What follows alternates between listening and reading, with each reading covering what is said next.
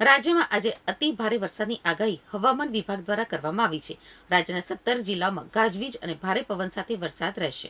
અમદાવાદ અને ગાંધીનગરમાં આજે મધ્યમ વરસાદ રહેશે.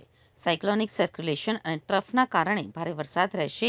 10 થી 14મી જુલાઈ રાજ્યમાં ભારે વરસાદની શક્યતા છે.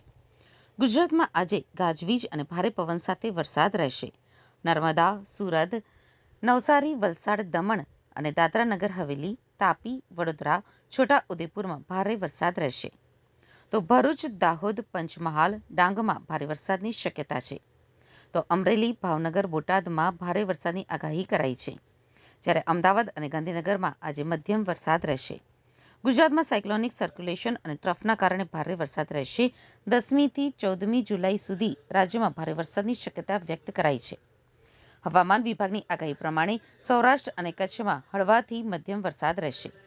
30 થી 40 કિલોમીટર પ્રતિ કલાકની ઝડપે પવન ફૂંકાશે. તો માછીમારોને દરિયો ન ખેડવા સૂચના અપાઈ છે. રાજ્યમાં એકસાથે 3 વરસાદી સિસ્ટમ સક્રિય હોવાની આગાહી કરાઈ છે.